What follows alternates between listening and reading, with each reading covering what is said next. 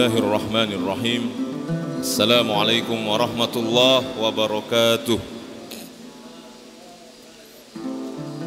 Alhamdulillah, nahmaduhu wa nasta'inuhu wa nastaghfiruh wa na'udzu billahi min syururi anfusina wa min sayyiati a'malina. May yahdihillahu fala mudilla lahu wa may yudlil fala hadiya lahu. Asyhadu an la ilaha illallah wahdahu la syarika lah wa asyhadu anna Muhammadan abduhu wa rasuluh la nabiyya wa la rasula ba'dah. Allahumma salli wa sallim ala sayyidina wa habibina wa syafi'ina Muhammad. Allahumma salli wa sallim wa barik alaihi wa ala alihi wa sahbihi ajma'in, amma ba'd. Alhamdulillah, segala puji bagi Allah Subhanahu wa taala. Di Ramadan yang ke-19 ini Allah Subhanahu wa taala terus memberikan nikmatnya kepada kita semua. Maka insya Allah apa yang kita kerjakan pada kesempatan hari ini adalah bukti bahwa kita adalah hamba Allah yang senantiasa bersyukur atas segala nikmat yang telah diberikannya kepada kita. Salawat dan salam kepada baginda Nabi Muhammad sallallahu alaihi wasallam, pada keluarga beliau, sahabat beliau, insya Allah akan sampai kepada kita selaku umatnya yang terus berusaha untuk istiqomah dan konsisten dengan ajaran dan sunnah beliau. Jamaah sekalian yang sama dimuliakan Allah Subhanahu wa taala. Jadi kita sering mendengar atau mengenal bahwa Ramadan itu adalah bulan Al-Qur'an. Allah Subhanahu wa taala berfirman, "A'udzu billahi minasyaitonir rajim. Syahrul Ramadan alladzi unzila fihi al-Qur'an hudal linnas wa bayyinatin minal huda wal furqan." Jadi Al-Quran itu adalah petunjuk bagi manusia, dan petunjuk Al-Quran ini lebih canggih daripada petunjuk yang diberikan oleh Google Maps atau GPS, ya, bahkan ya jauh sekali. Karena Al-Quran mampu memberikan petunjuk kepada manusia hingga akhirnya manusia itu hidup dengan nyaman dan tenang di surganya Allah Subhanahu wa taala. Yang akan kita bahas adalah bagaimana pola Al-Quran memberikan petunjuk itu kepada manusia. Karena Al-Quran adalah petunjuk bagi manusia, maka bagaimanakah pola Al-Quran itu menjadi petunjuk untuk umat manusia? Paling tidak ada 3 model bagaimana Al-Quran itu turun dan kemudian menjadi petunjuk kepada seluruh umat manusia. Pola yang pertama adalah Al-Quran berbicara tentang bagaimana alam semesta, dan tentunya ini membutuhkan tingkat nalar yang cukup tinggi. Kita telah sering mendengar bagaimana ayat-ayat yang diawali oleh kata alam taro. Bagaimanakah, apakah kamu tidak melihat? Alam taro annallaha ya'lamu ma fis samawati wa ma fil ard.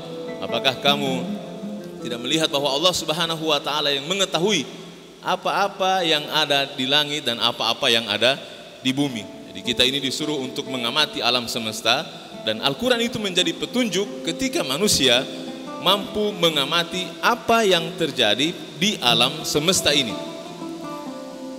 Dan tentunya ini adalah sesuatu yang agak sulit, dan beberapa kalangan saja yang mampu menikmati bagaimana Al-Quran memberikan petunjuk lewat penalaran ayat-ayat kauniyahnya atau ayat-ayat alam semestanya. Dan yang kedua adalah petunjuk bagaimana Al-Quran itu memberikan petunjuk kepada manusia lewat karakter diri manusia itu sendiri. Maka kita akan menemukan di dalam Al-Quran bagaimana Al-Quran itu memberikan petunjuk kepada manusia dengan menceritakan manusia-manusia lain atau menceritakan sifat-sifat dari manusia. Maka kita bisa melihat sebuah kisah yang cukup luar biasa di dalam Al-Quran itu tentang Walid bin Mughirah. Jadi Walid bin Mughirah ini petunjuk yang diberikan oleh Al-Quran lewat kategori yang kedua.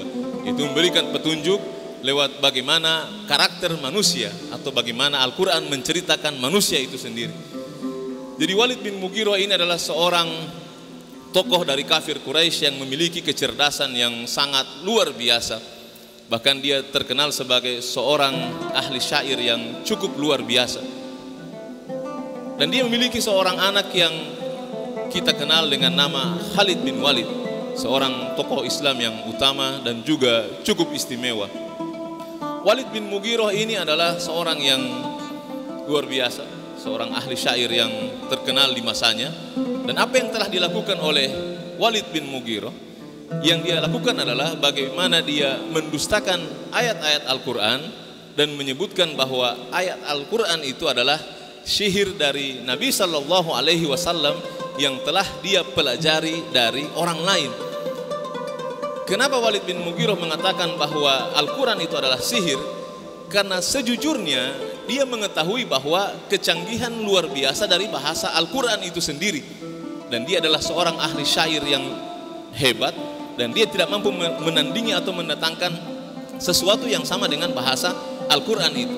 Maka dia mengatakan bahwa ini bukan syair, tapi ini adalah sihir yang luar biasa.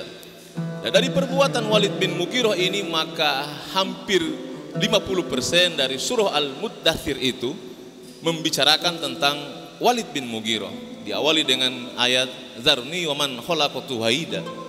Biarkanlah aku yang akan menangani sesuatu yang telah aku ciptakan. Jadi Allah Subhanahu wa taala mengatakan bahwa biar nanti dia yang akan eksekusi si Walid bin Mughirah ini. Akhirnya mulai start dari ayat 18 sampai ke ayat 25 itu Al-Quran membicarakan tentang Walid bin Mughirah. Innahu fakkara wa qaddar fakutila kaifa qaddar thumma nazar thumma abasa wa basar thumma adbara wastakbar thumma adbara wastakbar in hadza illa sihru yu'thar. Nah, jadi dia bicarakan semuanya bahwa si Walid bin Mughirah ini adalah orang yang sebenarnya mengakui Al-Quran, kemudian dia dipaksa supaya mengeluarkan kata-kata bahwa Al-Quran itu sesuatu yang jelek, hingga akhirnya dia berubah mukanya dan mengatakan bahwa Al-Quran itu adalah sihir. Maka kita memasukkan dia ke dalam neraka yang disebut dengan neraka Sakor. Nah, dari sini kita bisa mengambil pelajaran, oh ternyata ada manusia yang sebenarnya mengakui Al-Quran itu sendiri, tapi dipaksa untuk tidak mengakui, dan sehingga dia mengeluarkan kalimat-kalimat yang mencederai Al-Quran itu dan memaksa orang-orang yang sudah percaya kepada Al-Quran tidak lagi beriman kepada Al-Quran. Jamaah sekalian yang sama dimuliakan Allah, jadi kalau kita melihat dari sepenggal cerita kisah Al-Muddathir ini, kita akan berpikir kepada sosok Khalid bin Walid itu sendiri, bahwa yang mana seorang Khalid bin Walid, tokoh Islam yang terkemuka, berarti setiap kali dia mengaji, setiap kali dia membaca Al-Quran, maka hatinya itu akan teriris-iris karena bapaknya dikata-katai di dalam Al-Quran itu. Saya papa ini bicara-bicara, tapi tidak apa-apa, saya mengaji saja. Nah, kalau kita di sini kan kita mengaji Al-Quran, tidak ada kita punya papa di dalam Al-Quran yang dibicara-bicarakan, gitu kan. Jadi Khalid bin Walid kalau mengaji, tersentuh sekali, dia harus menangis dan menahan rasa sakit bahwa ternyata ayah saya ini yang dibicara-bicarai di dalam Al-Quran ini.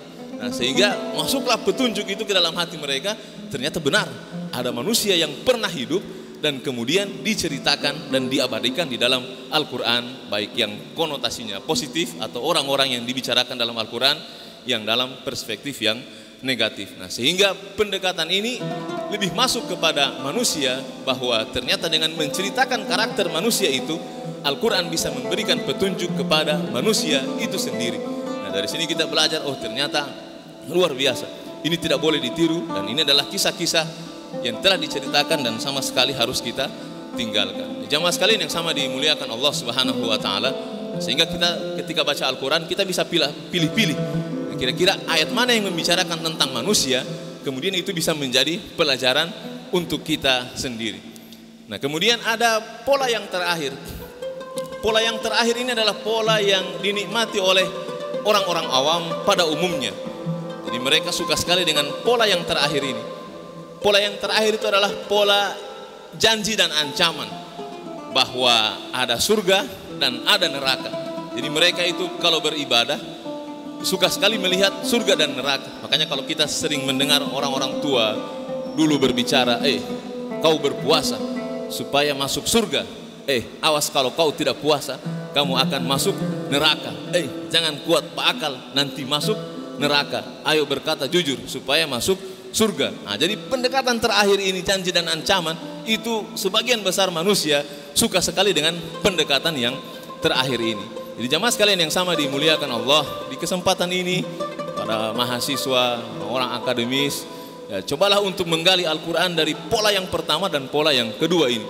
Bagaimana pola ayat-ayat kauniyah dan pola membicarakan manusia itu sendiri. Nah, nanti insya Allah kalau sudah tidak punya senjata lain, nah baru kita mainkan pola yang ketiga ini, pola janji dan pola ancaman yang dibicarakan oleh Al-Quran itu sendiri. Jamaah sekalian yang sama dimuliakan Allah, itulah luar biasanya Al-Quran. Dia bisa masuk ke segala posisi, orang-orang yang hebat, orang-orang yang menengah, dan orang-orang yang awam itu sendiri. Mudah-mudahan kita bisa mewarisi apa-apa yang disifatkan oleh Al-Quran. Hudal linnas, Al-Quran menjadi petunjuk, maka kalau kita terus berinteraksi dengan Al-Quran, kita bisa menjadi petunjuk juga di tengah-tengah banyaknya manusia atau di tengah-tengah komunitas kita berada. Wa bayyinatin minal huda, menjadi penjelas dari petunjuk, maka kita pun menjadi penjelas di tengah-tengah masyarakat yang banyak itu. Dan yang terakhir adalah wal furqan, menjadi pembeda. Maka mudah-mudahan kita yang terus berusaha berinteraksi dengan Al-Quran, mengeluarkan makna dan mengamalkannya, maka kita akan terlihat beda di tengah-tengah orang yang banyak, sehingga kita bisa memberikan keteladanan Al-Quran dari diri kita sendiri. Amin ya Rabbal Alamin. Demikian yang bisa disampaikan pada kesempatan siang hari ini. Lebih dan kurangnya kami mohon maaf. Billahi taufiq wal hidayah. Wassalamualaikum warahmatullahi wabarakatuh.